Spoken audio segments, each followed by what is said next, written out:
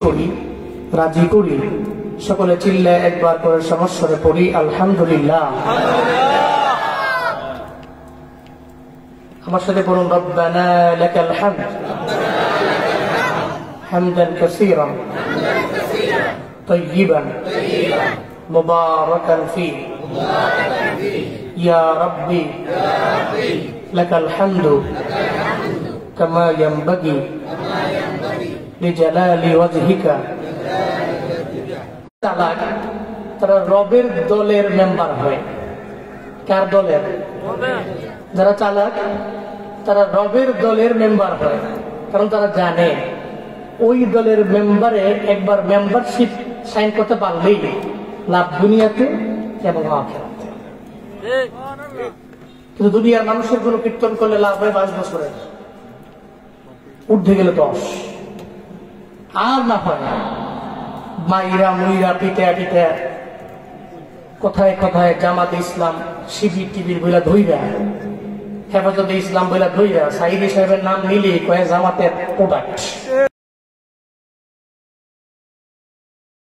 চলে বেড়ে জুলুম করে, নির্যাতন করে, মানুষের বাড়িতে হামলা দিয়া মামলা কইরা আরো লাভ হয় 6 বছরের। মন্ত উলাইকা হিজবুল্লাহ, আল্লাহ পাক বলেছেন সূরাতুল মুজাদালার 22 নম্বর আয়াতে। এরা তো আল্লাহ দলের লোক। কার দলের লোক? এরা দুনিয়ার কোন মানুষকে ভয় করে না, এরা চায় আল্লাহ এবং ঠিক কিনা। এই জন্য এদের উপরে সব ভয়কে এই সমস্ত ব্যক্তিদেরই তোয়া আনুগত্য করার তৌফিক দান করেন। সকলেই বলি আমিন। আরো জোরে বলেন আমিন। আমি খুতবায় সূরাতুল আসর তিলাওয়াত করেছি। কোন সূরা? শুনেন, অনেক উল্লেখযোগ্য উলামায়ে কেরাম আজকে এই ময়দানে কথা বলেছেন, এই মঞ্চে বলেছেন। বলার মতো যোগ্যতা আমার নাই ভাই, এরপরেও আমি আবু সাদু কিছু বলি আর যতটুকু পারি আপনাদের দোয়ায়। একেবারে আসছেন যেহেতু দোয়া দিয়া সবাই বাড়ি যাওয়া লাগবে। কাজী আছেন তো ইনশাআল্লাহ? উঠে যাবে না, যদি আইসেই করছেন মনে করবেন যে আজকে বিপদে পড়ে গেছে। বসেন, দোয়া দিয়ে এরপর বাড়িতে যাবে। বলি ইনশাআল্লাহ। আল্লাহ আমাকে সবাইকে তৌফিক দান করেন। সকলে পড়ি আমিন। সূরাতুল আসর মাত্র 3টি আয়াত, ব্যাখ্যা, তাফসীর, বিশ্লেষণ অনেক বেশি। ছোট্ট সূরা, কিন্তু কালামগুলো কার? কথামালাগুলো কার? সূরাতুল আসর মাক্কি সূরা। নবীজির মাক্কি লাইফে আল্লাহ পাক নবীর উপর নাযিল করেছেন। নাযিল করলেন কেন? তাফসীরের ভাষায় যেটাকে বলা হয় শানে নুজুল, অবতরণের প্রেক্ষাপট। নবীজি 40 বছরের নবুয়ত পেলেন, দাওয়াত দিতে লাগলেন। মূর্তি পূজা হবে কয়জনের? তিনি কে? তিনি কে? কিন্তু আবু জাহাল বলতে লাগলো, তোমরা এক আল্লাহর গুণগান গাইয়া সফল হতে পারবা না। 360টা মূর্তি বাইতুল্লাহর মধ্যে রাইখা আমরা উলঙ্গ হয়ে তাওয়াফ করার পরেও দুনিয়ার মধ্যে সফল আমরা হতে পারলাম না। এই মুহাম্মদের হাতে কালেমা পড়ে যারা মুসলমান হয়েছে, এক আল্লাহর গুণগান গাইলে, এক আল্লাহর গুণকীর্তন করলে জীবনেও কোনোদিন তোমরা লাভবান হতে পারবা না। আবু জাহাল বলতে লাগলো, আমরাই লাভবান, মুসলমানেরা ক্ষতিগ্রস্তের মধ্যেই পড়ে রইবে। আবু জাহাল যে সাব্যস্ত করতে লাগলো যে মুসলমানেরা যারা আল্লাহর উপরে আস্থা রেখে আগায় যায় এরা ক্ষতিগ্রস্ত হয়ে যাবে, আমরা বড় লাভবান হয়ে যাব। এই ব্যাপারে আমার আল্লাহ শুনে কি শুনে না? আল্লাহ পাক বলেন, কোন বান্দা লাভবান হবে, কে ক্ষতিগ্রস্ত হয়ে যাবে। এই ব্যাপারে আবু জাহাল বলতে পারবে না, উতবা বলতে পারবে না, সাহেবা বলতে পারে না, ওয়ালিদ ইবনে মুগিরা বলতে পারে না। বরং লাভবান হয়ে সফল হয়ে কে জান্নাতে যাবে, ক্ষতিগ্রস্ত হয়ে কে জাহান্নামী হয়ে যাবে, এই ব্যাপারে নির্বাচন করবে একজন। চিল্লা বলেন তার নাম। কারণ জান্নাতের মালিক কে? আল্লাহ পাক বলেন, এই জিবরাইল সূরা আসরটা নিয়ে আমার মায়ের নবীর দরবারে যাও, আমার নবীরে যা বলে দাও, নবীরে শোনায় দাও। নবী যাতে পইরা শোনায় দেয় লাভবান কারা, ক্ষতিগ্রস্ত কারা, এই ব্যাপারে আবু জাহাল বলতে পারবে না। এই ব্যাপারে আমি আল্লাহ নিজেই জানায় দিলাম।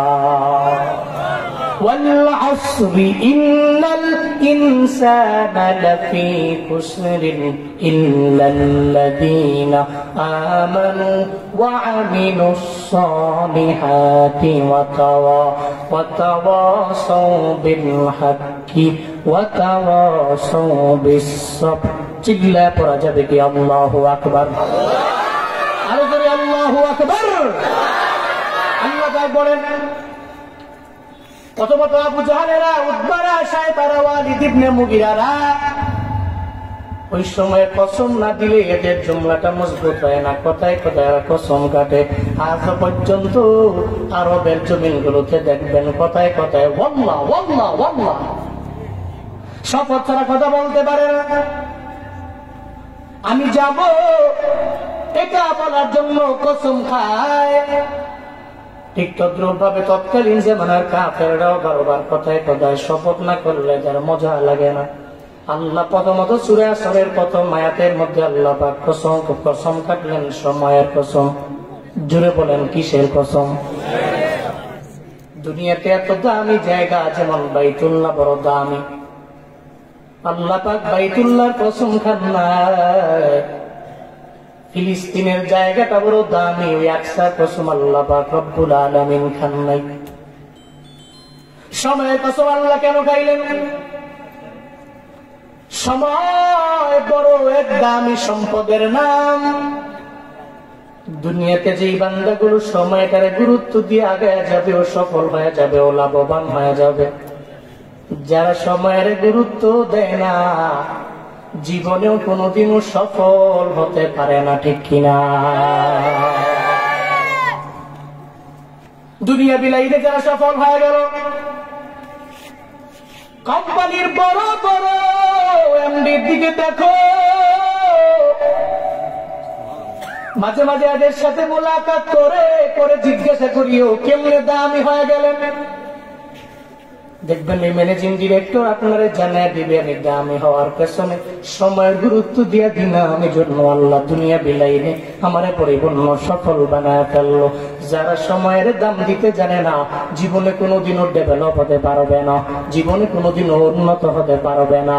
মৌলভীবাজারের জুরির যুবকেরা জীবনে যদি সফল হতে চাও সময়ের গুরুত্ব দিয়ে অগ্রগামী হয়ে যাও। যারা সময়ের গুরুত্ব দিতে পারে আল্লাহ পাকে তাদের সফল বানায় দেয়, ঠিক কিনা? সময়ের গুরুত্ব তুমি দাও নাই, সারাদিন করে থেকে টিকটক নিয়ে আছে না নাই? তো মজাই তো লাগে, একটার পরে একটা আসে, এক একটার একটা ফ্লেভার, এক একটার ঘ্রাণ এক এক রকম। নাউজুবিল্লাহ করে না। TikTok, reels, YouTube, short video একটাও তার কাছ থেকে বাদ নাই। এই যে আছে না, প্রত্যেকটা যুবকের মোবাইলে দেখবেন টিকটকের খালি নিয়তি হইল টিকটকে ফলোয়ার কিনে বানানো, কিভাবে ড্যান্স দিলে নাচ দিলে কপিলিং দেখতে হবে এমনি চিন্তা। এই জন্য দেখবেন মাঝে মাঝে ৩-৪ জন যুবক একসাথে পরীক্ষা দেয়, এসএসসি পরীক্ষা। পরীক্ষা দেওয়ার পরে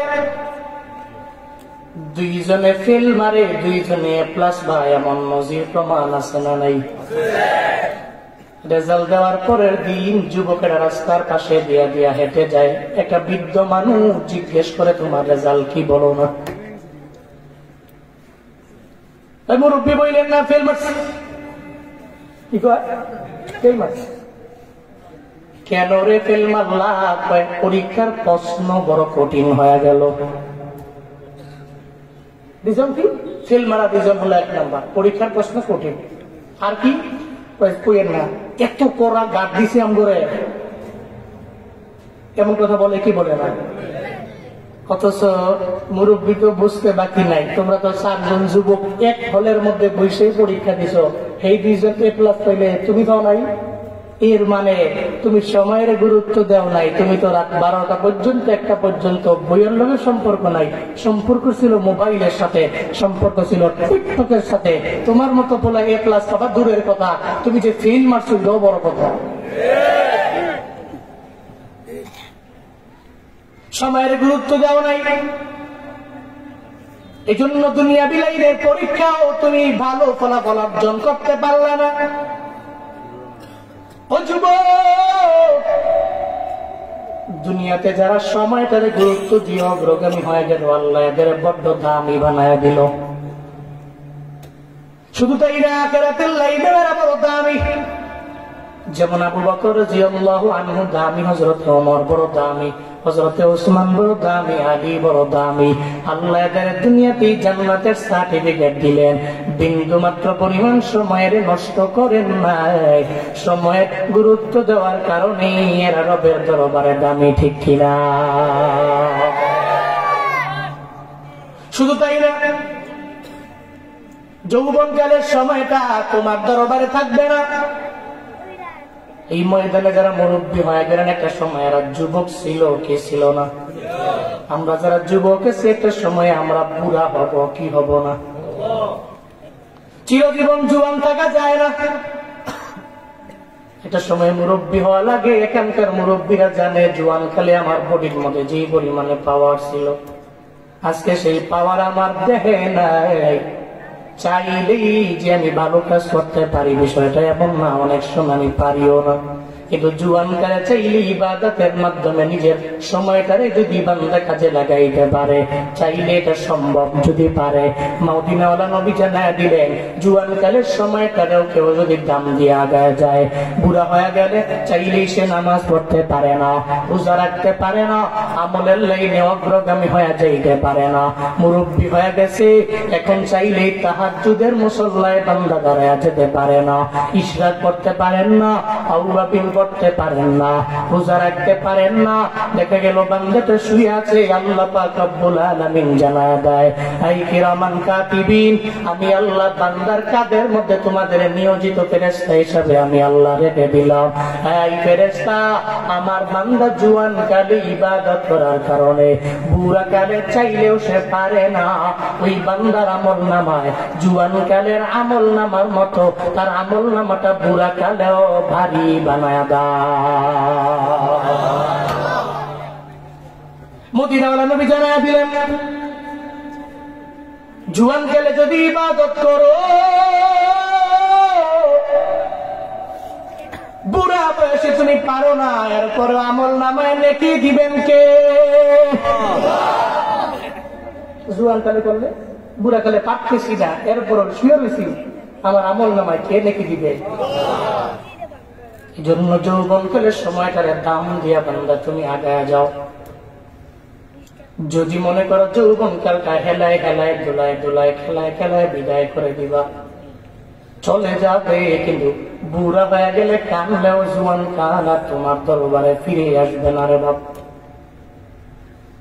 লাইতা শাবাবা ইয়াউদু, একটা বুড়াও যদি চোখের পানি ফালাইয়া রবের দরবারে আবদার জানায়, আল্লাহ গো আমার আবার জুয়ান কালটা আমারে ফিরাইয়া দাও। মৌলভী বাজারের মুসলমান, বুড়া যদি এক বাপ হয়ে যাও, জীবনেও কোনোদিন জুয়ান হওয়া যাবে না, ঠিক কিনা?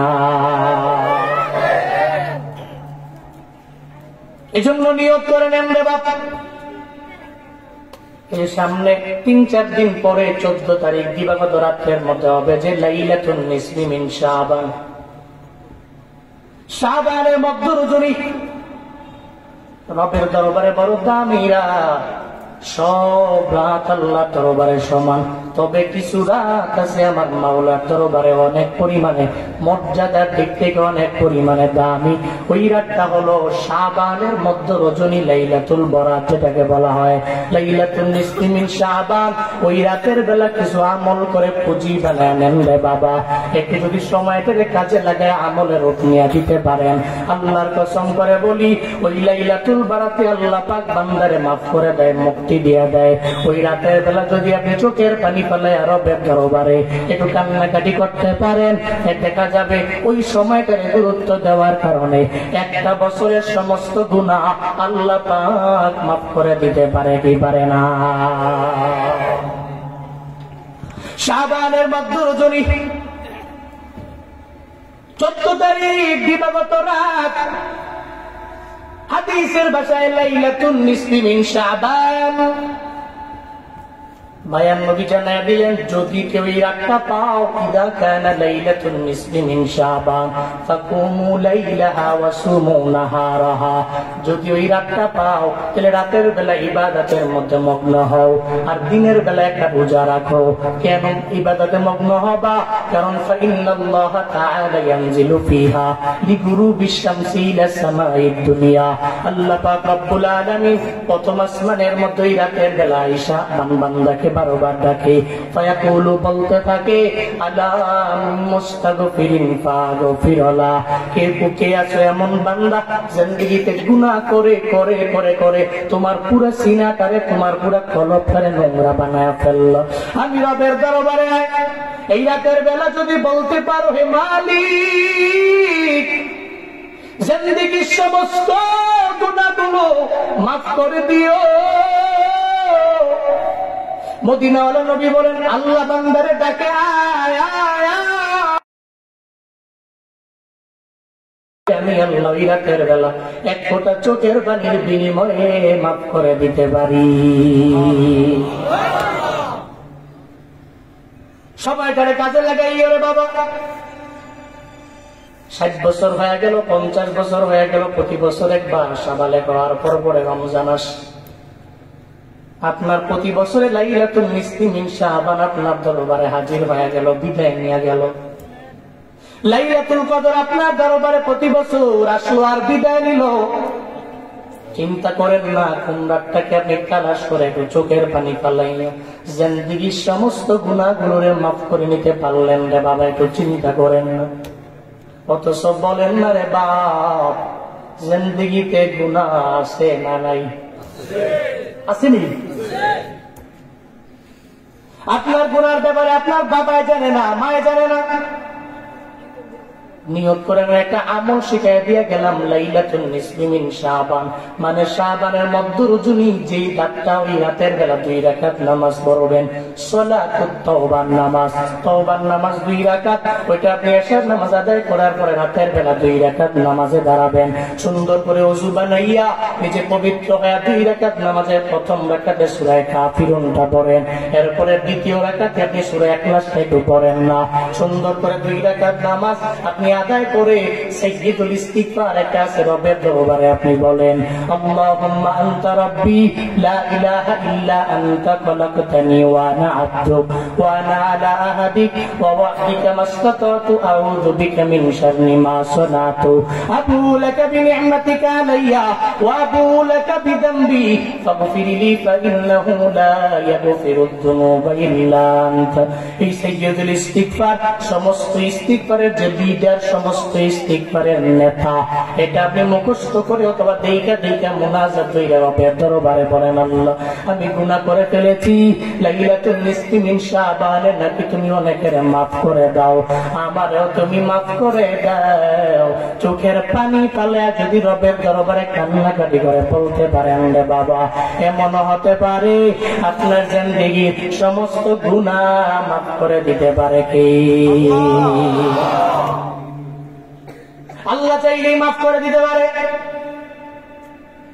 আম্মা জান আয়েশা সিদ্দিকা রাদিয়াল্লাহু আনহা বলেন, একদিন আমার মায়ার নবী আমার ঘরের মধ্যে ঢুকলেন, ঘরের মধ্যে আসা করে আমার মায়ার নবী কাপড় পরিধান করে কাপড়টা খুললেন, মায়ার নবীর জুব্বা মুবারক খোলার পরে আমি কনফার্ম হয়ে গেলাম আজকে আমার নবী আমার ঘরের মধ্যে থাকবে, অন্য কোন বিবির ঘরের মধ্যে যাবে না। আম্মা জান আয়েশার মনে বড় খুশি, আজকে আমার ঘরটা আলোকিত হয়ে যাবে নবীর মাধ্যমে। কিন্তু হঠাৎ করে একটু পরে আবার মায়ার নবী জুব্বা পরে আমার ঘর থেকে বের হয়ে গেলে আমার আত্মমর্যাদায় লেগে গেল। নবী কি আমার ঘর থেকে অন্য কোন বিবির ঘরের মধ্যে যায় কিনা চিন্তায় পড়ে গেলেন। মায়ার নবীর পূজার জন্য আম্মা জান আয়েশা ঘর থেকে বের হলেন। ঘর থেকে বের হয়ে সব বিবিদের দরবারে গেলেন, একজন বিবির দরবারে নবীরে পান নাই। পেরেশান হয়ে গেলেন, কোথায় গেলেন আমার মায়ের নবী? যা দেখে রে জান্নাতুল বাকির পাশে দাঁড়াইয়া মুনাজাত করে রবের দরবারে চোখের পানি ফেলে ফেলে মায়ার নবী কান্দে। চোখের পানি ফেলাইয়া ফেলাইয়া নবী বলে, ও মালিক, আমার উম্মতের তুমি মাফ করে দিও, আমার সমস্ত সুহাদা এদের মাফ করে দাও। চোখের পানি ফেলাইয়া মুনাজাত করে রবের দরবারে আমার মায়ার নবী কান্দে। আম্মা জান আয়েশা যখন আমার মায়ার নবী একটু পিছনে গেলেন, মায়ার নবী সঙ্গে সঙ্গে মুনাজাত শেষ করে বলেন, রে আয়েশা, তুমি কি মনে করলা আল্লাহ এবং রাসূল তোমার প্রতি কোনো অবিচার করবে? তুমি মনে করেছো তোমার ঘর থেকে বের হইয়া অন্য বিবির ঘরে আমি যাবো? আম্মা জান আয়েশা মিথ্যা তো জীবনেও বলে না, বলতেও পারে না, সঙ্গে সঙ্গে জানায়া দিলেন, হ্যাঁ আমার মনে আসছিল, আমার আত্মমর্যাদায় লেগে গেল, আমার নবী আমার ঘরের মধ্যে আইসা কেন আবার জুব্বা পরে অন্য বিবির ঘরের মধ্যে যাবে, এজন্য আমার গায়ের হাতে লেগে গেল। আমি দৌড়ে খোঁজার জন্য সব বিবির দরবারে আমি গেল, নবী গো, এজন্য আমি আপনাকে খোঁজার জন্য জান্নাতুল বাকির মধ্যে পাইলাম। আমার মায়ার নবী জানায়া দেয়, ও আয়েশা তুমি জানো না আমি যেই রাতের বেলা জান্নাতুল বাকির পাশে দাঁড়াইয়া রবের দরবারে দোয়া করলাম, এই রাতটা হলো লাইলাতুন নিসফি মিন শাবান, শাবানের মধ্যরাত। চিল্লায় পড়বেন কি মারহাবা।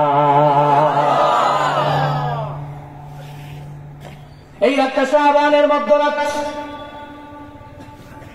আল্লাহ পাক এই রাতে কতগুলা মানুষে মাফ করে আয়েশা জানো না?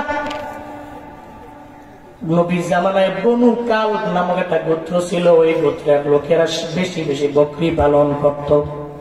মদিনাওয়ালা নবী জানায় দিলেন, রে আয়েশা, আল্লাহ পাক রব্বুল আলামিন এই রাতের বেলা আসমানে আয়েশা বান্দারে ডাকে আর মাফ করে দেয়।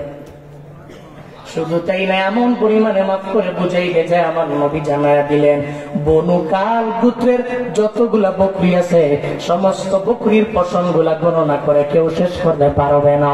এর চাইতেও বেশি সংখ্যক লোক দেখে আল্লাহ রাতের বেলা মাফ করে দেয়। চিল্লায় পড়বেন কি সুবহানাল্লাহ। বনু কাল গোত্রের সমস্ত বকরির যে পশম গুলো আছে গণনা করা ইম্পসিবল, কিন্তু এই বনু কাল গোত্রের সমস্ত পশমগুলো একসাথে করলে যেটা সংখ্যা দাঁড়াবে, এর চাইতেও বেশি সংখ্যক রবের বান্দাগুলোকে রব ওই রাতের বেলা মাফ করে দেয়। তাহলে জিন্দেগিতে আমার গুনাহ আসেনি? কথা কয় না আছে? তাহলে রাতের থেকে ওই রাতের সময়টা কাজে লাগে, রাতের সময়টা কাজে লাগে, এসার নামাজ পড়া একটু আমল করেন, পারবেন তো ইনশাআল্লাহ। আর দিনের বেলাতে রোজা রাখবেন, নফল রোজা, নফল রোজা, ফরজ না, সুন্নত না, নফল রোজা। কি রোজা? নফল রোজা। আপনি রাতের বেলা ইবাদত করলেন, সাহারি খেয়ে এরপরে এটা রোজা রাখলেন, পারবেন তো ইনশাআল্লাহ?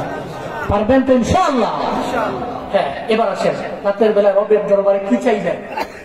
আল্লাহ আমি মুস্তাগফিরিন ফাগফিরান। আল্লাহ পাক যে ডাকে, জিন্দেগিতে গুনাহ করেছো, অন্যায় করেছো, অপরাধ করেছো, রবের দরবারে আয় না, মাফ চা। মাফ চাইতে দেরি আমি আল্লাহ তোরে মুক্তি করে দিতে দেরি করব না। আল্লাহ তো দয়ার সাগর, আল্লাহ তো মায়ার সাগর। সুবহানাল্লাহ জোরে পড়বেন না?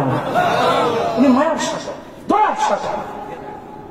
আমার গুনাহ বড় না, গুনাহ বড় না, কিন্তু আমার রবের দয়া আমার গুনাহের চাইতে অনেক অনেক অনেক অনেক পরিমাণে। গুনাহ বড়, বনী ইসরাইলের এক ব্যক্তি, মুসলিম শরীফের হাদিস বলছে, বনী ইসরাইলের এক ব্যক্তি জিন্দেগিতে অনেক গুনাহ করেছে। গুনাহ করতে করতে করতে করতে মনে হয় যে কলবটাকে পুরো ময়লা বানায় ফেলছে, কোন সওয়াব তার, নেকি তার নাই। এমন ব্যক্তি আছে না? বছরে একবার ঈদের নামাজ হেডাও করে না, ব্যাধি পশ্চিম চিনেও না, ভুলে পশ্চিম দিকে আসা খায় না, আছে না নাই? জুনায়েদুল হাবিবের বয়ান শোনার জন্য আসলেন রে বাপ, নিয়ত করে নেন শুধু বয়ান শুনলে হবে না, ফজর পড়া লাগবে কি লাগবে না? রাত 12টা পর্যন্ত শুনলাম, ফজর পড়লাম না, এই মাহফিল শুনে লাভ? সারা দুনিয়ার সমস্ত মাহফিল গুলো যদি এক পাল্লার মধ্যে দেওয়ার, একটা পাল্লার মধ্যে যদি ফজরের নামাজের 2 রাকাত ফরজ নামাজ যদি বান্দা দাও, দুনিয়ার সমস্ত মাহফিলের পাল্লাটা হালকা হবে, ফজর নামাজের 2 রাকাত ফরজ সালাতের পাল্লা ভারী হয়ে যাবে, ঠিক কিনা? সমান হবে। তাহলে মাহফিল শুনে নামাজ পড়া লাগবে কি লাগবে না? কিছু ব্যক্তি তো আছে দেখবেন, সাপ্তাহিক মুসল্লি আছে না নাই? জুমার দিন দৌড়ে গিয়ে নামাজে দাঁড়ায়, ভাই আছে না নাই? যদি থাকে তাহলে মোটামুটি 2 রাকাত নামাজ পড়ার পরে মসজিদের সামনে গিয়ে আড্ডা মাঠা, নামাজ তো না, ওই সামনে গিয়ে 2-3 জন আড্ডা দিব, যখন হুজুরের দোয়া টান দিয়া লাইছে গিয়া বইয়া জিলাপি লিয়া বাইজে বইয়া। আর যদি গিয়া দেখা যায় জিলাপি নাই, 2 রাকাত নামাজ সালাম ফিরে যায়, কি এর দোয়া টোয়া দৌ, মনে হয় যে মসজিদে রেখে ফিরে আসে না নাই?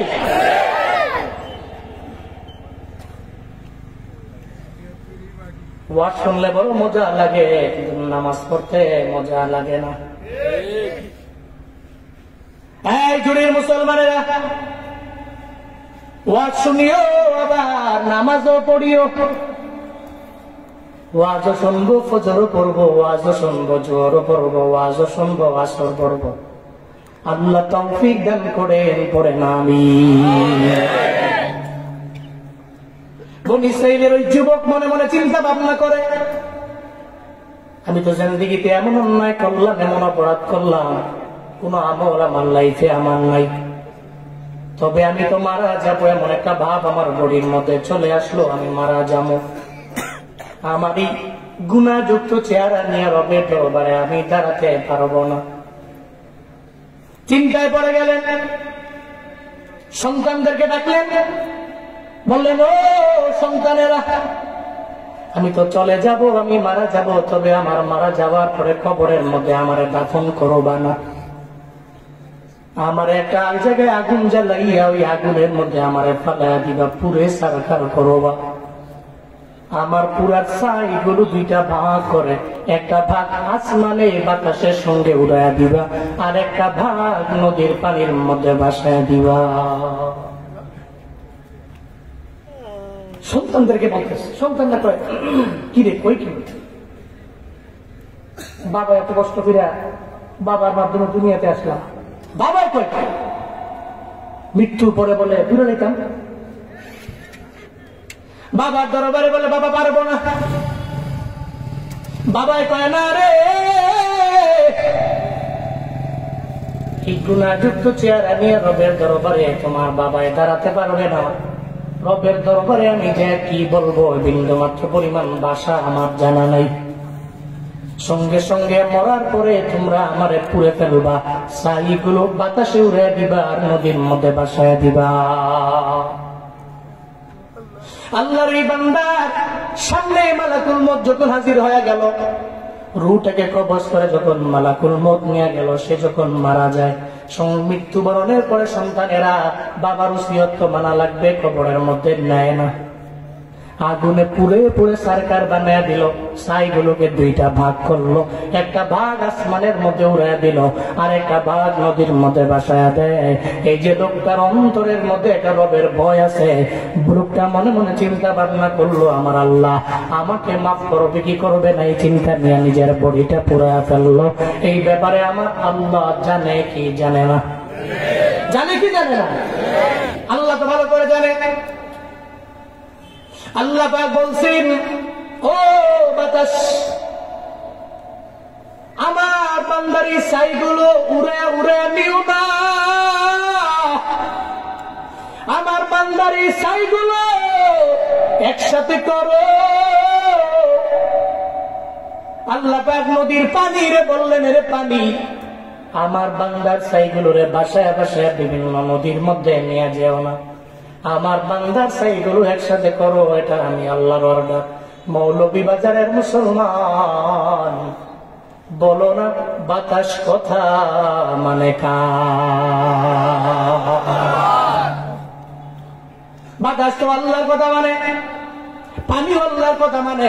আল্লাহ পাক রব্বুল আলামিন বললেন, এই বাতাস, এই পানি, আমার বান্দার ছাইগুলো উড়ে উড়ে নিও না, বাসায় বাসায় নিও না, আমার বান্দার ছাইগুলোকে একসাথে করে দাও। বাতাস একসাথে করে দিল, ছাইগুলো নদীও যখন একসাথে করে ফেললো, আল্লাহ পাক বলে, তুমি আগে যেমন ছিলা তেমন হয়ে যাও।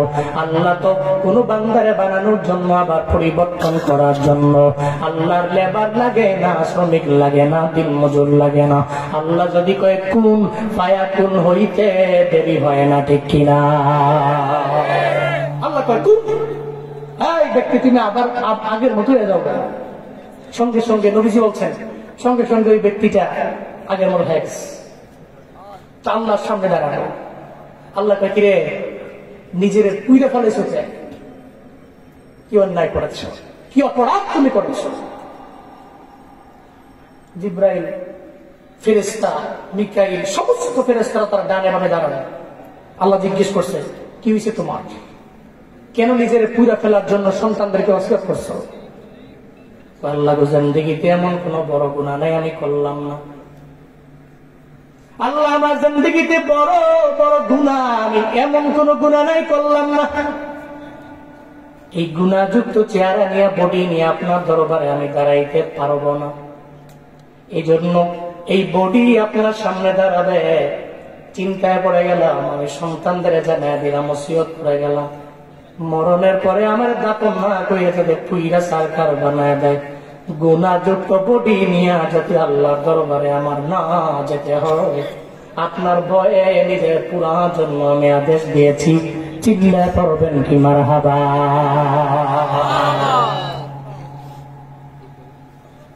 আল্লাহ পাক বলে, ও আমার ফেরেশতারা শুনো,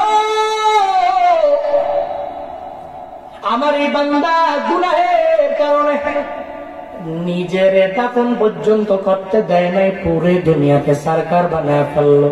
তার এই তওবাটা আমার দরবারে বড্ড পছন্দ হয়ে গেল।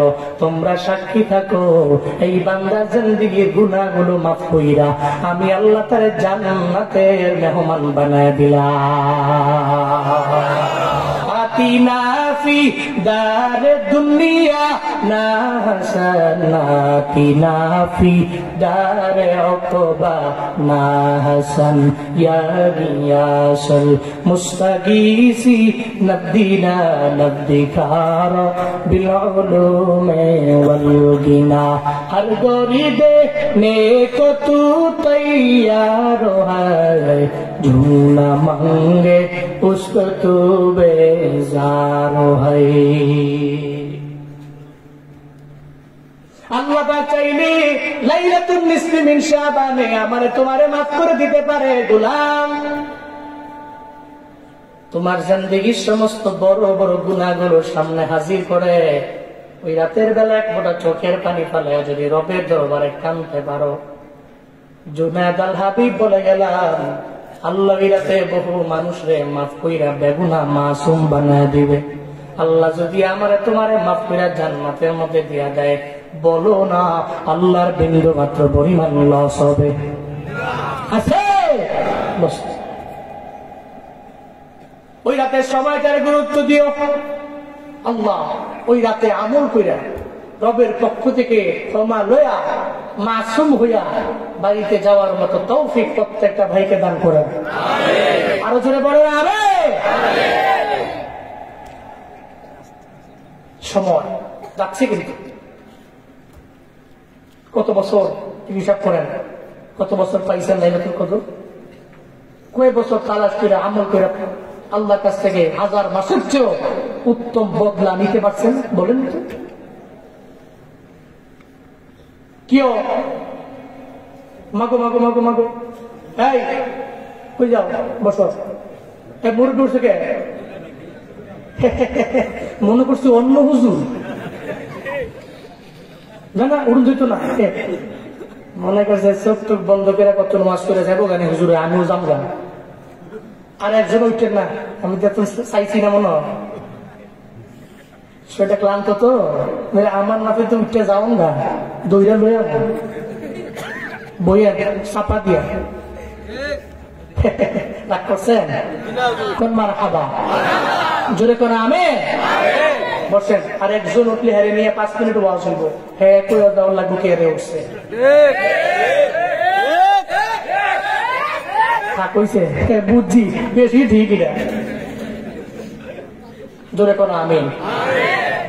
সময় গুরুত্বপূর্ণ, important, time and tide, wait for নাম।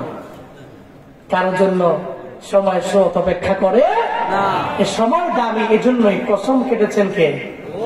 কসম কেটেছেন কিসের? সময়।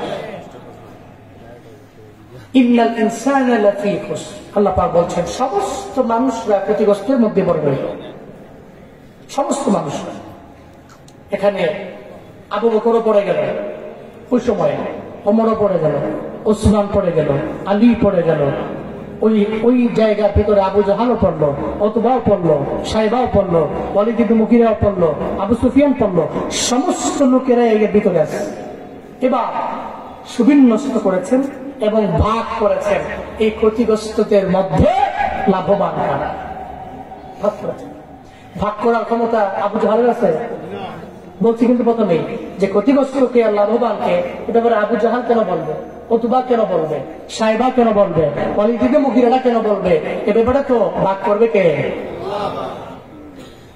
ইল্লাল্লাযীনা আমানু ওয়া আমিলুস সালিহাতি ওয়া তাওয়াসাউ বিল হক ওয়া তাওয়াসাউ বিস সাবর।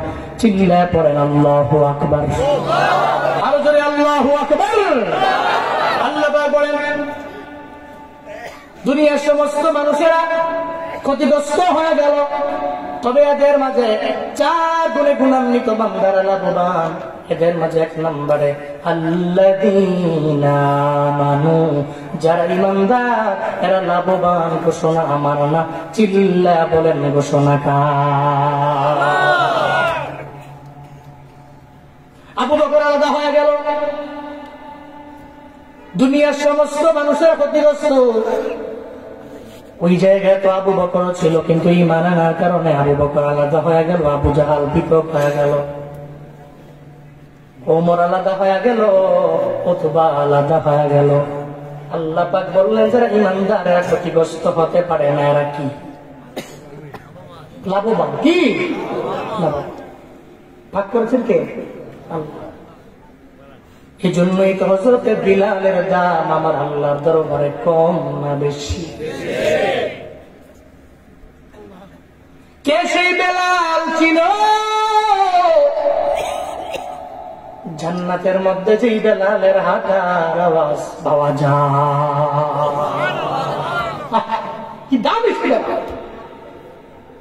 কিন্তু আবু জাহালের দাম রবের দরবারে নাই। সে ক্ষতিগ্রস্ত, লাভবান জীবনে হতে পারবে না, কারণ ঈমান নাই। যার ভিতরে ঈমান আছে সূরা আসর বলে সে লাভবান, যার ভিতরে ঈমান নাই সূরা আসর বলে সে লাভবান হতে পারে না। এই জন্যই তো হিদায়াত বেলালের কপালে জুটে গেল, বেলাল দামি হয়ে গেল। আবু জাহালের কপালে নাই, আবু জাহাল দামি। আল্লাহ পাক বলে ঈমানদাররা দামি, ঈমানদাররা লাভবান। কে সেই ঈমানদারেরা? বলে আবু বকর দামি, ওমর দামি, উসমান দামি, আলী দামি, বেলাল দামি। শুধু তাই না, যারা ঈমানদার রবের দরবারে কি পরিমাণে দামি। যেমন আব্দুল উজ্জা, যার ঘর নাই, ভিটে নাই, বাড়ি নাই, কালেমা পড়ে মুসলমান হয়ে যাওয়ার পরে রবের দরবারে তার দাম আছে না নাই? ছোটবেলায় যে আব্দুর উজ্জার মাও নাই, চলে গেল মা, চলে গেলে বাবা। আমগো এলাকায় বলে বাবাই হয়ে যায় তালুই। মা মারা গেলে বাবাই তালুর মতো হয়ে যায়, মানে আদর কম করে, মায়া কমে যায়। ছোটবেলায় মা মারা গেল, একটা মা হারানো সন্তান বুঝে মায়ের কি পরিমাণে দাম রে বাবা। এই জন্য তো জুনায়েদুল হাবিব মায়ের বয়ান করে, যার মা দুনিয়ায় বেঁচে আছে এটা সম্বল ঘরের মধ্যে আছে, যার মা নাই মনে রাখবা ঘরে টাকা আছে, বাড়ি দামি, গাড়ি দামি আছে, মনে রাখবা ঘরের মধ্যে তোমার আসল সম্বলটাই নাই। ঈদের দিনে মুরব্বী চোখের পানি ফালাইয়া ফালাইয়া কান্দে, ভালো খাবার খায় না। পাশে থাকা নাতিটা জিজ্ঞাসা করে, দাদা আমার কেন খাবার খান না? ভালো খাবার আপনার দরবারে রেডি করে দিলাম। দাদাই চোখের পানি ফেলায় কান্না করে, নাতি রে, ছোটবেলায় আমার মা আমার বাবা কি পরিমাণে কষ্ট করলো আমার জন্য। আমার বাবা মা জুরির বাজারে গিয়েছে, চাইলে আমার বাবা মা সুন্দর দামি আঙ্গুর কিনে খাইতে পারত, কিন্তু খায় না। আমার জন্য টাকা জমায় জমায় জমায় জমায় আমার মা বাবা একটা পর্যায়ে এমন হয়ে গেল, বড় দুর্বল হয়ে গেল, মা বাবা বিদায় নিয়ে গেল। আজকে আমার 2-3টা ছেলে বিদেশের মধ্যে থাকে, এর মানে তোমার বাবা বিদেশ। চাইলে আমি ভালো খাবার খেতে পারি, কিন্তু আমার মায়ের তো নাই, বাবার তো নাই। আমার গ্রামের অবুর জাম্মাটারে আমি চাইলেও আর খাওয়াইতে পারবো না। চোখের পানি ফেলায় দাদায় কান্না করে, কারণ সে মার হারাইছি। যে হারায় সে জানে, যে হারায় না সে জানে না। যে হারায় সে বুঝে, যে হারায় না জীবনে কোনোদিন বুঝবে না। এটা এমন মানিক রে, থাকলে কদর দিও, থাকলে দাম দিও। যেদিন বিদায় নেবে ওদিন চোখের পানি ফেলে কানলেও ধরা দিবে না, ওদিন কানলেও লাভ হবে না। জীবনের মূল কষ্ট মায়ের প্রসব বেদনা, সাত আসমান সাত জমিন তখন মায়েরই মাথা। এমন মাকে কেমনে আজি, এমন মাকে কেমনে আজি যাব আমি ভুলিয়া। ও আমার প্রাণের মা, মা গো মা, কোথায় গেলে মোরে ছাড়িয়া। জনম দুঃখী এতিমামি, চায় না কেহ ফিরিয়া। জনম দুঃখী এতিমামি, চায় না কেহ ফিরিয়া। আমি যখন ছিলাম আমার মায়ের উদরে,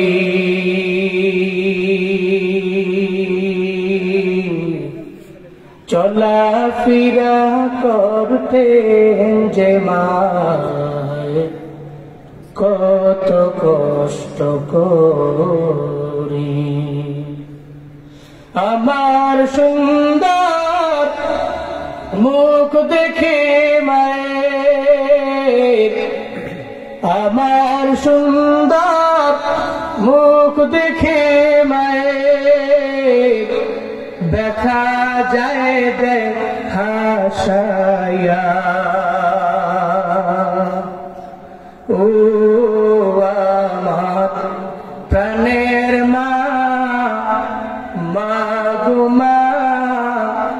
কোথায় গেলে মোরে ছাড়িয়া, জনম দুঃখী এতিম আমি, চায় না কেহ ফিরিয়া। জনম দুঃখী এতিম আমি, চায় না কেহ ফিরিয়া।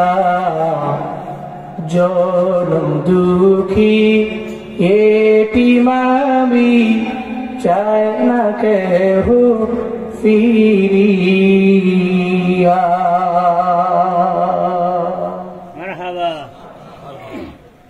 যেদিন মায়ের দুনিয়া থেকে বিদায় নেবে ওদিন কানলেও জীবনেও মায়ের ধরা দিবে না। থাকতে ওই মায়ের দাম দাও, থাকতে কদর দাও। আব্দুল ছোটবেলায় মা হারায় যাওয়ার পরে কেমন জানি পেরেশানির মধ্যে পড়ে গেল। ছোট মানুষ, মা নাই ঘরের মধ্যে। বাবা আর একটা মহিলা বিয়ে করে ঘরের মধ্যে আনলো। এখন ঘরের মধ্যে সৎ মা, আপন মা না। মনে রাখবারে যদি মুসলমানেরা, আপন মা তো আপন মাই হয়, সৎ মা তো সৎ মাই হয়। জীবনে কোনদিন সৎ মা আপন মায়ের মতো হতে পারে না, ঠিক কিনা?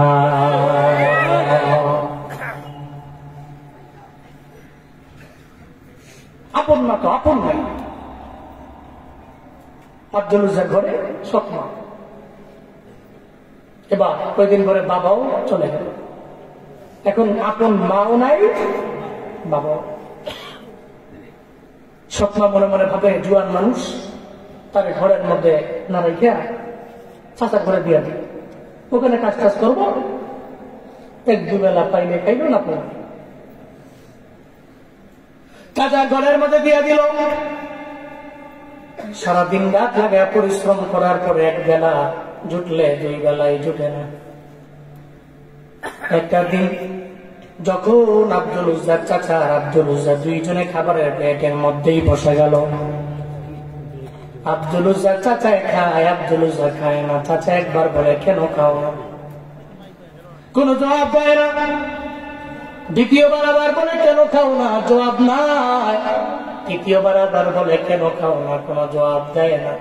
একটা পর্যায়ে আব্দুল উজ্জা বলতে লাগলো, চাচা রে, মদিনার মধ্যে একজন ব্যক্তি আছে, যে ব্যক্তি আপনি চিনেন কিনা, কালেমার দাওয়াত দেয়, মোহাম্মদ নবীর নাম, আপনারা চিনেন কিনা? কয়ে চিনি, অনেক ভালো মানুষ। চিল্লা পড়বেন না মারহাবা। চিনি, উনি ভালো মানুষ। উনি যে কালেমার দাওয়াত দেয় জানেননি? কয়ে জানি। কয়ে চলেন না দুইজন ওই কালেমাটা পইরা মুসলমান হয়ে যায়। চলেন না দুইজন ওই কালেমাটা পইরা মুসলমান হয়ে যায়। চাচা এটা আমার ধর্মের মধ্যে চুনকালি মাইরা অন্য ধর্মের মধ্যে আমি যেতে পারি, বাপদাদা ধর্ম মানব,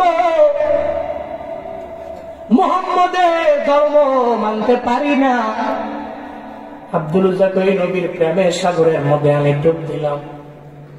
এখনই কালেমা আপনার সামনে পড়ে নিলাম। পড়েন লা ইলাহা ইল্লাল্লাহ মুহাম্মাদুর রাসূলুল্লাহ।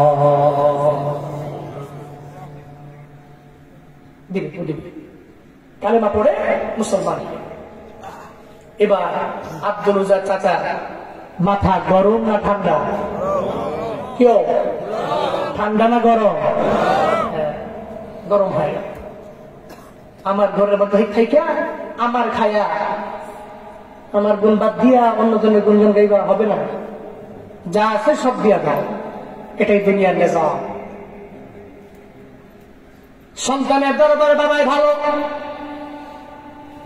যেদিন থেকে হকের কথা বলতে লাগলো, দিন থেকে সন্তানের দরবারে বাবাও ভালো না। খতিব সাহেব ভালো, সুদের বয়ান করে না,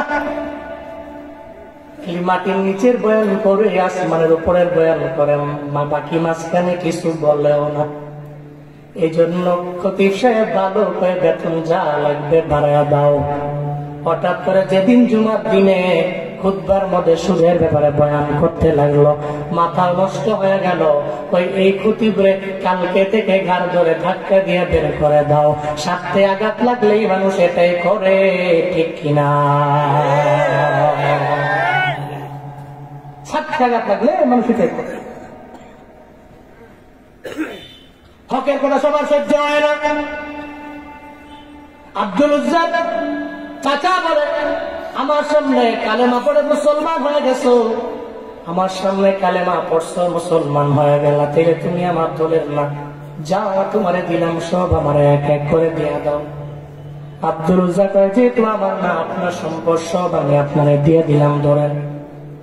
এক এক করে সব দিয়ে দিল, কিন্তু পরনের লুঙ্গিটা বাকি আছে। লুঙ্গি তো দেওয়া যায় না, লজ্জাস্থান রাখতে হলে লুঙ্গি জরুরি, দেওয়া যাবে না। কিন্তু আব্দুল উজ্জাদ চাচা এমন পাষাণ বিদ্যার অধিকারী হয়ে গেলেন, কয় বাতিজারের লুঙ্গিটাও আমার টাকায় কেনা, লুঙ্গিটাও আমার দেওয়া লাগবে। চিল্লায় পড়বেন কি নাউজুবিল্লাহ। লুঙ্গিটা আমার টাকায় কেনা, এটা আমার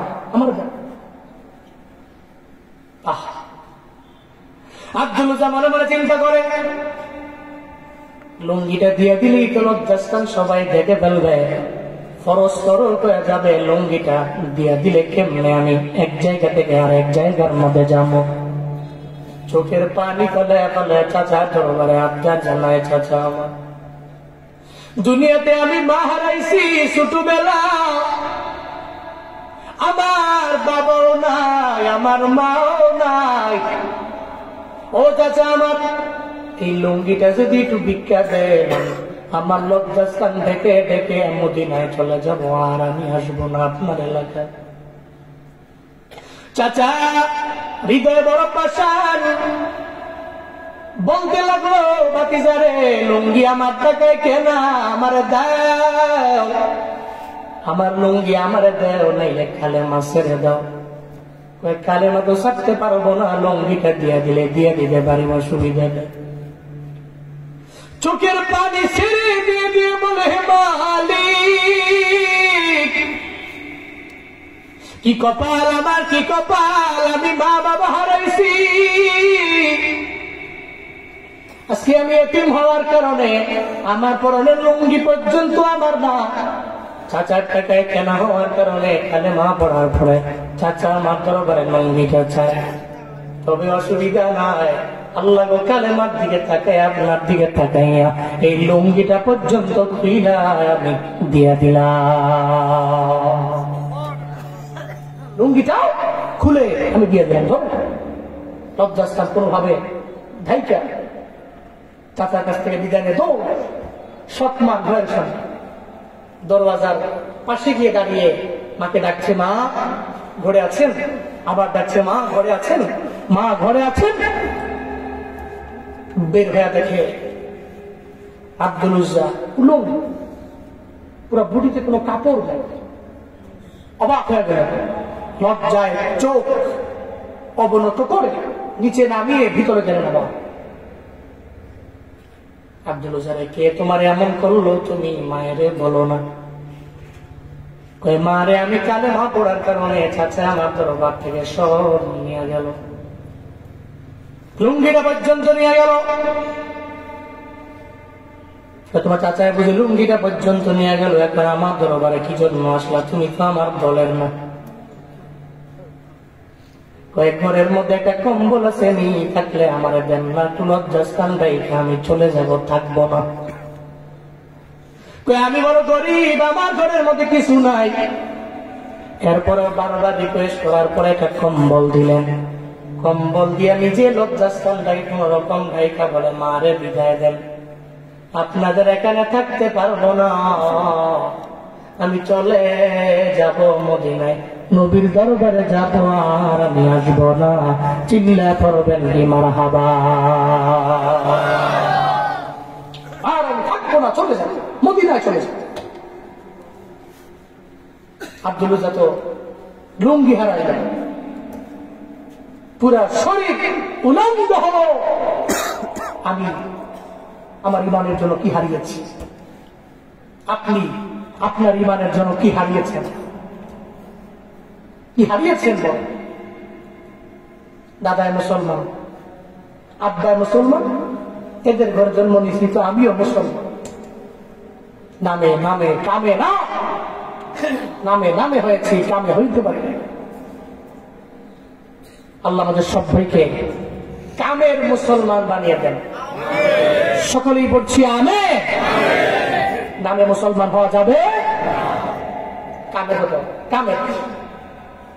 খালি ব্যানারে আছে আমি এই, আমি অমুক, আমি তমুক, আমি সেই, ব্যানারে আছে।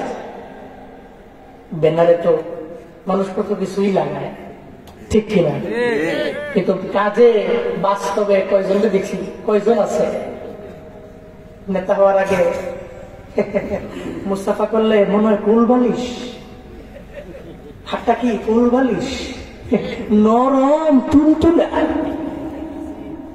ব্যানারও লাগাইছে জনদল দিয়ে। হে মানুষের দুঃখে এসে কাঁদে, মানুষের দুঃখে দুঃখী নেতা। ভোটটা দেওয়ার পরে নেতা হইয়া মুরুলের চেয়ারের মধ্যে বইয়া একটা মানুষকে 10 বার তার কাছে আনে আর নেয় একটা সিগনেচারের জন্য। কেমন নেতা আছে না নাই? আছে না নাই? সময় কখন হচ্ছিল এগুলো, একটা আইডি কার্ডের জন্য কয়বার যাওয়া লাগছে। খালি একটু ভুল হয়েছে, এটা সংশোধন করে দেওয়া অনেক বড় টাফ ব্যাপার। এমন নয়, সেই দেশের নাগরিক, এর রাইট, এ অধিকার তার আছে, তার হক। আপনি আপনার কাছে যাওয়ার পরে সচিব মহোদয় সাহেব একটা সিগনেচারের জন্য 10 দিন ঘুরেছেন, এরপরে আপনার পিএস এর মাধ্যমে আরেক ব্যক্তির কান দিয়া লাগাই দিচ্ছেন। ঘুরাইকে বুঝো না, কিছু মামু লাগবো, মামু। এখন সেই দিন শেষ, ঠিক কিনা? আমরা সেই দিনের পুনরাবৃত্তি চাই না। খালি এরা ব্যানার টানিয়ে বলছে এটা দিব, ওটা দিব, সেটা দিব, সব খালি ব্যানার টানিয়ে বলেছে। বাস্তবে আমরা কাউরে দেখি না। আল্লাহ এমন নেতা বাংলাদেশে দেন যে কথার সাথে কাজের মিল রাখবে, বাস্তবে উম্মাহ দরদি হয়ে কাজ করবে, জনদরদি হবে। এই আপামর জনতার, মধ্যবিত্ত, গরিব, অসহায়, নিম্ন শ্রেণীর লোকদের পাশে গিয়ে দাঁড়াবে, এমন নেতা আপনি বাংলাদেশে দান করেন। সকলে চিল্লায় পড়েন আমিন। বহু নেতা দেখলাম, এখন এমন নেতা আছে গরিব মানুষগুলোর দুঃখে একটু ব্যথিত হবে, খালি উপর দিয়ে যেতে নাকান দেয় না। অনেকে তো আছে দেখবেন, দেখবেন যে মহিলা ব্যবসা মহিলা, এই মহিলা দেখবেন নগদ কান্দন হয়ে পড়ে, কথায় কথায় কান্দে। কিন্তু এই কান্দা কিন্তু ভালো হওয়ার আলামত নয়। এই কান্দন, এই চোখের পানির ভিতরে শয়তান লুকিয়ে আছে। এমন কান্দন চাই না আমরা। আমরা চাই দুঃখে ব্যথিত মানুষের পাশে গিয়ে দাঁড়িয়ে রিয়েল কান্না করবে হযরত ওমরের মতো। এমন নেতা আমরা চাই। আপনারা চান না? তাহলে ইন ফিউচারে ভোট দেওয়ার ক্ষেত্রে নিজের রাইট, নিজের অধিকার, নিজের হক, নিজের মানবাধিকার, নিজের অধিকার নিজেরটা নিজের মতো করে দিবেন। রাজি আছেন তো ইনশাআল্লাহ? আল্লাহ তৌফিক দান করেন। সকলে বলি আমিন। আরো জোরে বলেন আমিন। তুমি সুদের টাকায় আসাদ গড়ো, ঘুষ ছাড়ো না, দিন দুঃখী না খেয়ে মারে খবর রাখো না। তুমি ঘুষ খেয়ে অবিচার করো, সাজিয়া প্রধান, ঘুষ খেয়ে অবিচার করো, সাজিয়া প্রধান। তুমি কেমন মুসলমান, তুমি কেমন মুসলমান, কেমন মুসলমান, তুমি কেমন মুসলমান।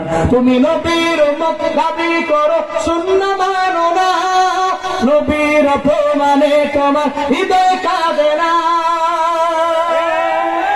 তুমি বিজাতীয় সংস্থা সংস্কৃতিতে সপেছ পরাণ, বিজাতীয় সংস্কৃতিতে সপেছ পরাণ। তুমি কেমন মুসলমান, তুমি কেমন মুসলমান, কেমন মুসলমান, তুমি কেমন মুসলমান। নামাজের সাথে নাই পরিচয়, মানো না কোরআন। নামাজের সাথে নাই পরিচয়, মানো না কোরআন। তুমি কেমন মুসলমান, তুমি কেমন মুসলমান, কেমন মুসলমান, তুমি কেমন মুসলমান। তুমি রমজান এলে রাখো না রোজা, দিনকে করো আঘাত। পয়সা করি নেই তো অভাব, দাও না তো যাকাত। তুমি ইমানদারির বড়াই করো, নেই তোমার ইমান। ইমানদারির বড়াই করো, নেই তোমার ইমান। তুমি কেমন মুসলমান, তুমি কেমন মুসলমান। কন্যা আমার নয়, কন্যা কেমন মুসলমান, তুমি কেমন মুসলমান, কেমন মুসলমান, তুমি কেমন মুসলমান, কেমন মুসলমান, তুমি কেমন মুসলমান। মুসলমান তোমার পরিচয় রোজা, মুসলমান তোমার পরিচয় যাকাত, মুসলমান তোমার পরিচয় সুদ মুক্ত টাকা, মুসলমান তোমার পরিচয় ঘুষ মুক্ত আইন, মুসলমান তোমার পরিচয় নবীর সুন্নতের উপরে আমল। আল্লাহ এমন মুসলিম হওয়ার তৌফিক দান করেন। আব্দুল উজ্জা আমার বিদায় দেন, আমি যাব মদিনায়। সুবহানাল্লাহ পড়বেন না? কই যাবে, কই যাবে? মদিনায় যাবেননি? হ্যাঁ, মনে আশা আছে কার কার? হ্যাঁ, তবে আল্লাহ আমার দেশের মানুষগুলো মক্কা মদিনার জন্য বড় দুর্লভ। আল্লাহ জীবন একবার হলো যারা হাত তুলেছে, আমি মুসাফির দোয়া করি, একটা মানুষকে আপনি মক্কা মদিনা না দেখে মরণ দিয়ে। জোরে মন থেকে আমিন, আরো জোরে বলেন আমিন। একটু ইস্ক নিয়ে আমরা গাইবো সবাই মিলে। মনে বড় আশা ছিল, সবাই মনে বড় আশা ছিল, মনে বড় আশা ছিল। সালাম আমি করব গিয়ে, সালাম আমি নবীর রাও যা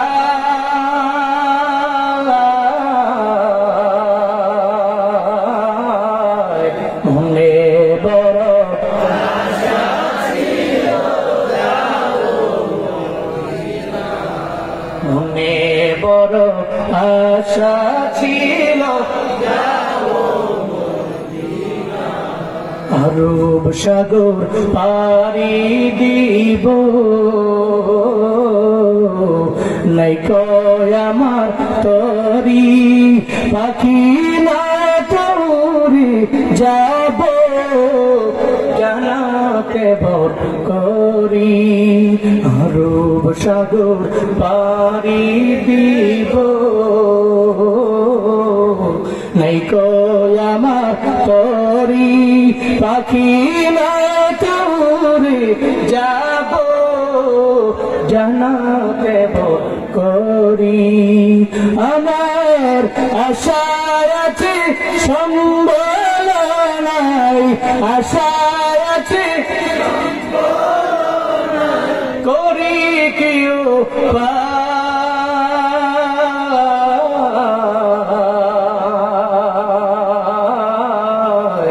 মনে বড় আশা ছিল, মনে বড় আশা আছে। কৌশল কইরা লইয়া যাইও, কৌশল কইরা লইয়া যাইও সোনার মদিনা।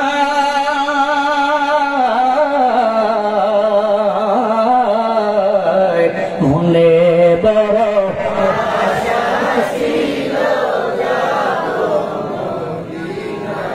মনে বড় আশা ছিল।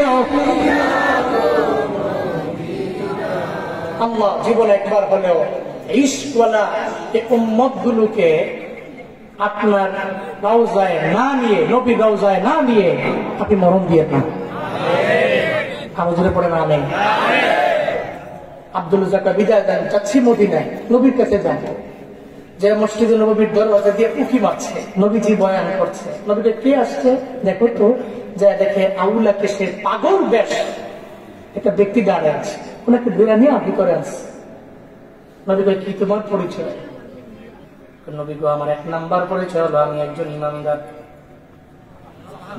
মুসলিম সাহাবী, আমি কালেমা পড়ে মুসলমান হয়ে গেছি।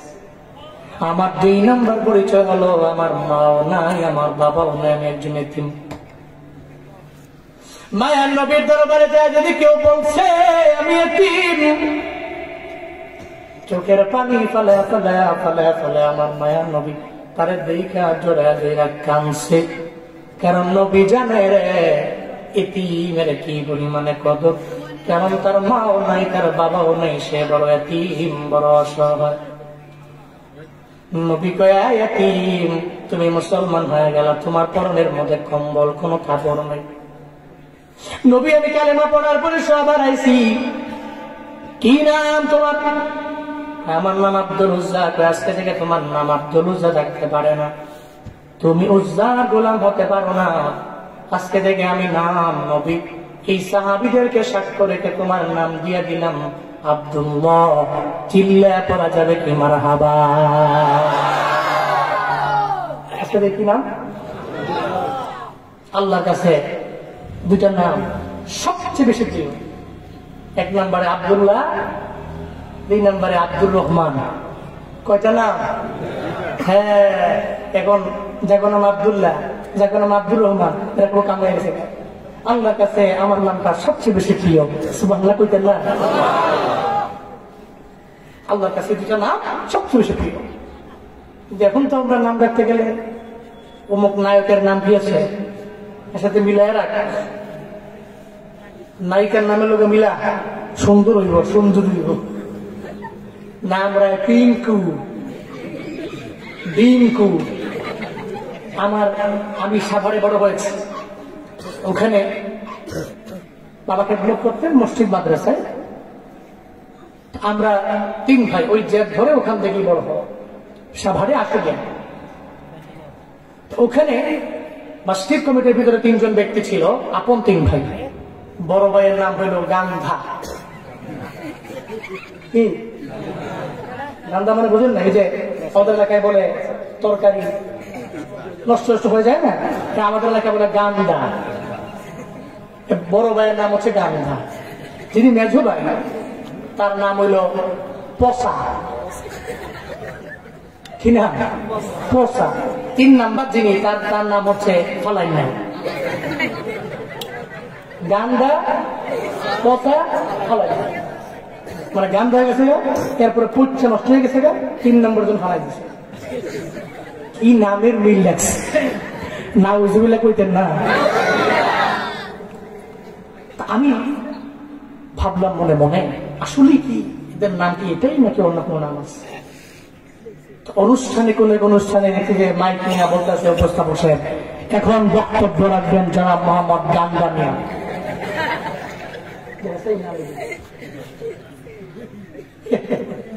কি নাম রাখছে? এমন নাম আছে না এই সমাজে? মজা করে ওই নাম রাখা যাবে? এই সমস্ত নামে ডাকা যাবে? সুন্দর নাম রাখবে। সাহাবায়ে কেরামদের নামের সাথে তাল মিলিয়ে নাম রাখবেন। আম্বিয়া আলাইহিমুস সালাতু ওয়াস সালাম যে নাম, ওই নামের সাথে না তাল মিলিয়ে নাম রাখবেন। আল্লাহ পাক রব্বুল আলামিনের যে সিফাতি নাম আছে রাখবেন। না রাখার আগে আব্দুল দিবেন, পারবেন তো ইনশাআল্লাহ? এবং বলার পরেও আব্দুল হক, আব্দুল সাত্তার, আব্দুল রাজ্জাক মানুষ যাতে বলে কিভাবে নাম রাখবেন। রাজি আছেন তো ইনশাআল্লাহ? হাসরের ময়দানে আপনার নেকির পাল্লা আর বদের পাল্লা সাওয়া সাওয়া, ইকুয়াল, সমান। কই যাবে? জান্নাতে নাকি জাহান্নামে? কই যাবে? আল্লাহ বলবেন আপনার নাম কি? নাম তো আব্দুল্লাহ। কোথায়? সুন্দর নাম তো, জান্নাতে ঢুকে দাও। সুবহানাল্লাহ করে পড়বেন না? নামের কদর। ভালো নাম রাখবেন, ভালো নাম রাখবেন। আল্লাহ আমাদের সব ভাইকে আগত সন্তানদের নাম ভালো রাখার তৌফিক দান করেন। যাগো নাম পিঙ্কু সিঙ্কু রাখছি, এটা বাদ দিয়ে নাম, বাদ দিয়ে কাইটা কুইটা ভালো নাম রাখবো। পারবো তো ইনশাআল্লাহ? মানুষকে ভালো নামে ডাকবো, বিকৃত করে ডাকা যাবে না। আব্দুল্লাহ, তাহলে 1 নাম্বার ইল্লাল্লাযীনা আমানু, এমন ইমানদার হতে হবে আব্দুল্লাহ মতো, আব্দুল্লাহ যুল বাদাইনের মতো ইমানদার যদি হতে পারি, তাহলে ক্ষতিগ্রস্ত না লাভবান? ক্ষতিগ্রস্ত না লাভবান? ইমানের পরে আমিলুস সলিহাত, এই ব্যাপারে অনেক বলেছে যে ইমান আনলেই হবে না, শুধু নামে না কামেও ইমানদার হতে হবে। তো কামের ইমানদার হতে হলে আমিলুস সলিহাত, নেক আমল করা লাগবে। কামের ইমানদার হতে হলে কি করা লাগবে? নেক আমল করা লাগবে। 3 নাম্বার ওয়াতাওয়াসাউ বিল হক, একে অপরকে হকের ব্যাপারে, সত্যের ব্যাপারে উপদেশ দিতে হবে। পারবেন তো ইনশাআল্লাহ? একে অপরকে সত্যের ব্যাপারে উপদেশ দিবেন। 4 নাম্বার ওয়াতাওয়াসাউ বিস সবর, ধৈর্যের ব্যাপারে একজন আরেকজনকে উপদেশ দেওয়া লাগবে। আল্লাহ পাক রব্বুল আলামিন আমাদের সব ভাইকে তাহলে সূরা আসর থেকে আজকে আমার এই বয়ান থেকে হাদিস সহ আমরা যে পুঁজিগুলো পেলাম, যে শিক্ষাগুলো পেলাম, যেগুলো গিয়ে বাস্তব জীবনে আমল করব, শিক্ষা। তাহলে 1 নাম্বার আমরা পেলাম সময় বড় দামি, সময় বড় দামি। এই সময়ের যে গুরুত্ব দেয় সে দুনিয়াতেও লাভবান, আখিরাতেও কি লাভবান। হ্যাঁ, এবার এই সময়টা হচ্ছে এমন সময়, আমার বুড়া কালে চাইলে আমি আমল করতে পারবো না, গ্যারান্টিও নাই। সাবালিক অবস্থায় তো আমার উপরে ফরজই না। তাইলে আমার এই সময়টারে কাজে লাগানোর মুখ্যম টাইম হলো যৌবনকাল। কোন কাল? আমরা যৌবনকালের এই মোক্ষম সময়টাতে অনেক পরিমাণের সময় গুরুত্ব দিয়ে এই সময়টাতে একটু বেশি আমল করার চেষ্টা করব। স্পেশালি যেহেতু 3-4 দিন পরে আসছে লাইলাতুল নিসফি মিন শাবান, এরপরে রমাদান আসার আগে লাইলাতুল নিসফি মিন শাবানে অন্তত পক্ষে ওই রাতের বেলা কিছু আমল করে দিনের বেলা একটা নফল রোজা রাখা রমজানের জন্য একটু প্রিপারেশন নেওয়া। যেহেতু নবীজি প্রিপারেশন দিতেন রজব মাস থেকে, আল্লাহুম্মা বারিক লানা ফি রজব ওয়া শাবান ওয়া বাল্লিগনা রমাদান। এর মানে আমি রজব শাবান থেকে আমি ওইখানে আছি যে রমজান আসছে, আল্লাহ রজব শাবানে তুমি বরকত দাও, রমজান পর্যন্ত তুমি আমাকে পৌঁছিয়ে দাও, রমজান পর্যন্ত পৌঁছে দাও। আল্লাহ সব ভাইকে রমজান পর্যন্ত পৌঁছায় দেন। জোরে আমিন। রমজান পর্যন্ত হায়াতকে বাড়ায়া দেন, রমজান পর্যন্ত হায়াত বুলন্দ করে দেন। জোরে বলেন আমিন। 11 মাস পেলাম, যদি আমি রমজানটাই না পাই, কি খুশনসিব আমার, কি বদনসিব আমার। আল্লাহ এই সমস্ত মানুষগুলোকে, অনেক মানুষ আছে আমি দেখছি রমজানের জন্য অপেক্ষা আছে, লাইলাতুল নিসফি মিন শাবানে আমল করছে, রমজান আসছে, কি প্রস্তুতি, কি প্রিপারেশন, কিন্তু আল্লাহ রমজানের আগিয়ে নিয়ে গেছে। আছে না নাই? আমরা যেখানে আসছি রমজান পর্যন্ত বাঁচবে গ্যারান্টি আছে? কেউ দিতে পারবে? নাই। আল্লাহ আমি দোয়া করি রমজান পর্যন্ত অন্তত পক্ষে আমরা হায়াতটা বাড়াই, রমজানের রহমত, মাগফিরাত, নাজাত নসিব করেন, নসিব করেন। আমিন। তাহলে 1 নম্বরে শিখলাম আমাদের যৌবনকালের যে সময় ইম্পর্টেন্ট, এই সময়ের কসম আল্লাহ যেহেতু হয়েছেন সময়টা গুরুত্বপূর্ণ, যৌবনকালের সময়টাকে কাজে লাগাবো। এই সময়টাকে কাজে লাগিয়ে বেশি বেশি পুঁজি বানাবো, আমল করবো। স্পেশালি লাইলাতুল নিসফি মিন শাবান, রাতের বেলা আমল, দিনের বেলা রোজা। আল্লাহ তৌফিক দান করেন। 1 নম্বর। 2 নম্বর হচ্ছে আমি লাভবান হব, সফল হতে হলে আমার 4টা গুণে গুণান্বিত হতে হবে। ইমানটাকে পরিপূর্ণ মজবুত করে, ইমানের পরে নামাজ, রোজা, হজ, যাকাত, এই সমস্ত ইবাদতগুলো আমার করার জন্য আল্লাহ তাআলা আদেশ দিয়েছেন, এগুলো আমি করবো। নেক আমলগুলো আমি করবো। ইমানের পরে আমার কি? নেক আমল। এরপরে তাওয়াসাউ বিল হক, আমি হকের ব্যাপারে একজন আরেকজনকে উপদেশ দিব, আরেকজনকে বলবো, নিজে হকের উপরে অবিচল থাকবো, নিজেও সবির হব, আরেকজনকে সবির হওয়ার ব্যাপারে পরামর্শ দিব, অ্যাডভাইস দিব। আল্লাহ আমাদের সবাইকে সূরা আসরের উপরে আমল করা, সময়ের গুরুত্ব দিয়া 4 গুণে গুণান্বিত হওয়া, লাভবান হওয়া তৌফিক দান করেন। সকলেই পড়ি আমিন। আস্তাগফিরুল্লাহ রাব্বি মিন কুল্লি যামবিন ওয়া আতুবু ইলাইহি। লা হাওলা ওয়া লা কুওয়াতা ইল্লা বিল্লাহিল আযীম। আস্তাগফিরুল্লাহ রাব্বি মিন কুল্লি যামবিন ওয়া আতুবু ইলাইহি। লা হাওলা ওয়া লা কুওয়াতা ইল্লা বিল্লাহ।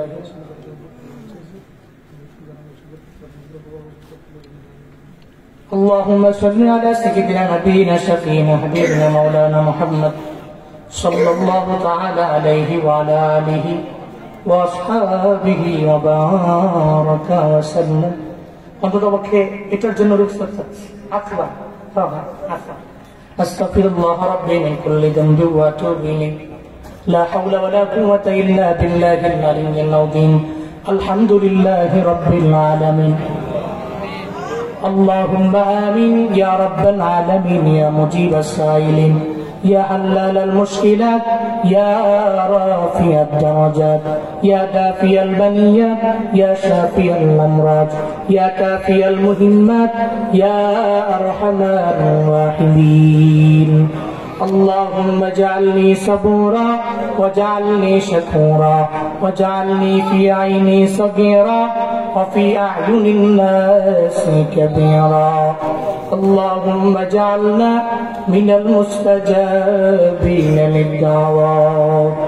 رب ارحمهما كما ربياني صغيرا.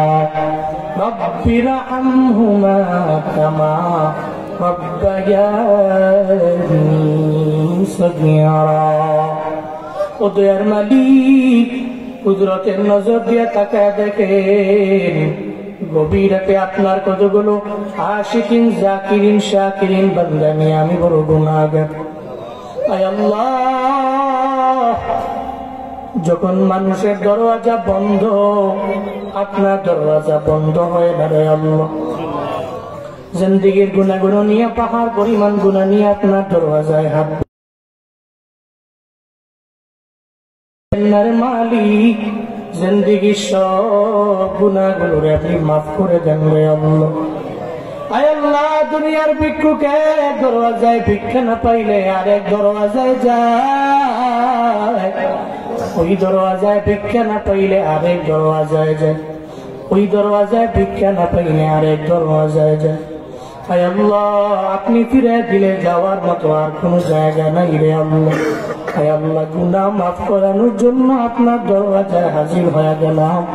জিন্দেগীর সমস্ত গুনাহগুলো আপনি মাফ করে দেন রে আল্লাহ। ও দয়ার মালিক, এই মাহফিল কবুল করে নেন। হাসরের ময়দানে এই মাহফিল নাজাতের ওসিলা বানায় দেন রে আল্লাহ। আয় আল্লাহ, এই মাহফিলের ব্যাকগ্রাউন্ডে যারা শ্রম দিয়েছে প্রত্যেকের পরিশ্রম গুলো কবুল করে নেন। প্রত্যেকের আপনার হাতে দিয়ে দিলাম।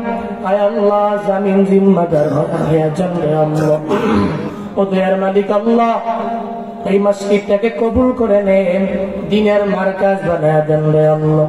মসজিদের শুরু লগ্ন থেকে নিয়ে আজ পর্যন্ত যারা যারা যেই লাইনে দান করলেন প্রত্যেকের দান আপনি কবুল করে নেন রে আল্লাহ। যারা দান করে চলে গেছে আয় আল্লাহ, এদের কবর জান্নাত বানায় দেন আল্লাহ। আয় আল্লাহ, যারা বেঁচে আছে প্রত্যেকের হায়াতের মধ্যে বরকত বাড়ায় দেন আল্লাহ। প্রত্যেকের আপনার হাতে দিয়া গেলাম।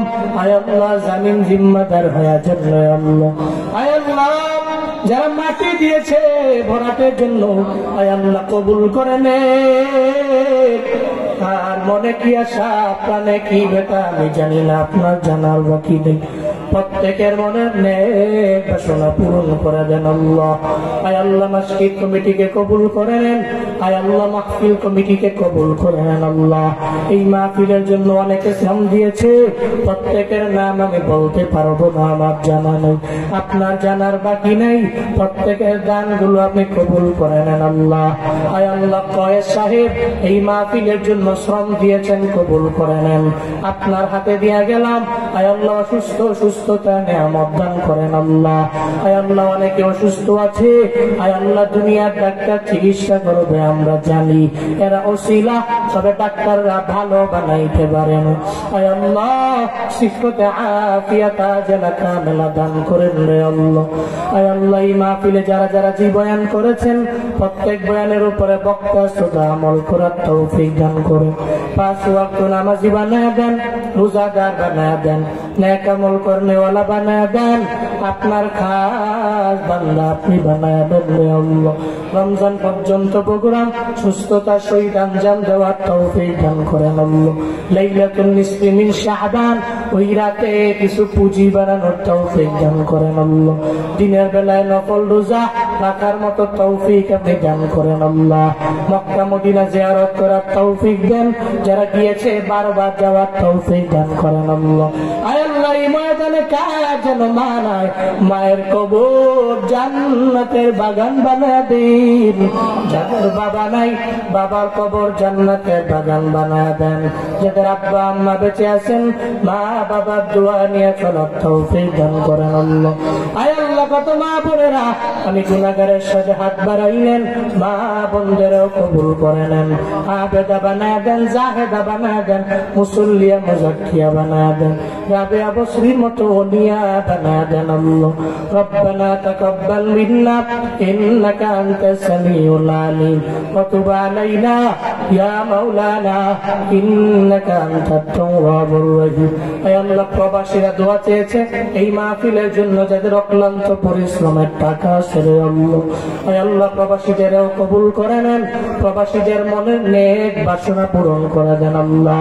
এদের রিজিকে বরকত দান করেন, ব্যবসা করলে বরকত দান করেন, চাকরিতে পদোন্নতি দিয়া দেন।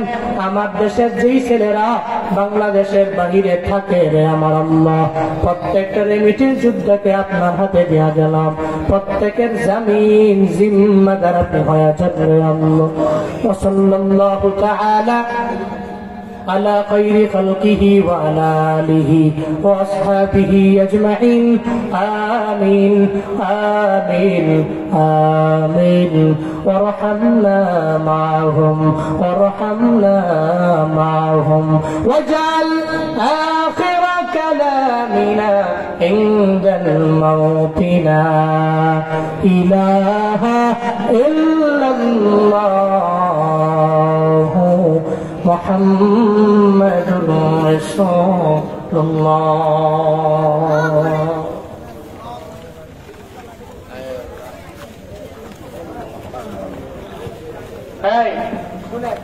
আপনাদের এই মনির মাইক সাউন্ড ভালো, অনেক ভালো, কারণ আমরা তো অনেক জায়গায় ওয়াজে যাই, বলতে মনে নাই, আমি ভাবছিলাম মাঝখান দিয়েই বলবো। মনির মাইক সাউন্ড খুব ভালো, আল্লাহ এই মাইককে কবুল করেন। আমিন।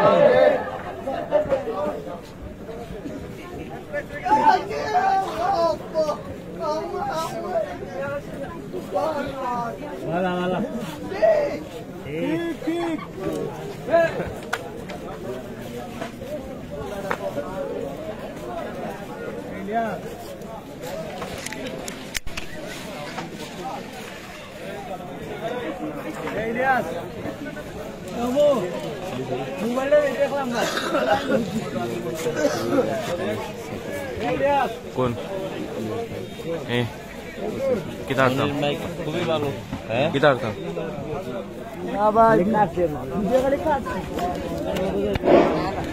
আলহামদুলিল্লাহ সুপ্রিয় উপস্থিতি, আপনারা দীর্ঘ সময় আমাদের প্রধান অতিথির আলোচনা শুনেছেন। আপনারা যারা মূল্যবান সময় নষ্ট করে এই শীতের কনফারেন্স শীতের মধ্যে দীর্ঘ সময় দিয়েছেন, প্রত্যেকে মোবারকবাদ, প্রত্যেকের জন্য দোয়া রইল, আমাদের জন্য দোয়া করবেন। সুপ্রিয় এলাকাবাসী, আগামীকাল সকাল 8 ঘটিকার সময় উক্ত প্যান্ডেলে মহিলা সমাবেশ অনুষ্ঠিত হবে। আমরা যারা প্রত্যেক বাড়ির অভিভাবক, আমাদের সম্মানিত যারা মহিলা রয়েছেন, উক্ত প্যান্ডেলে খাস পর্দার সহিত মহিলা সমাবেশ অনুষ্ঠিত হইবে সকাল 8 ঘটিকার সময়।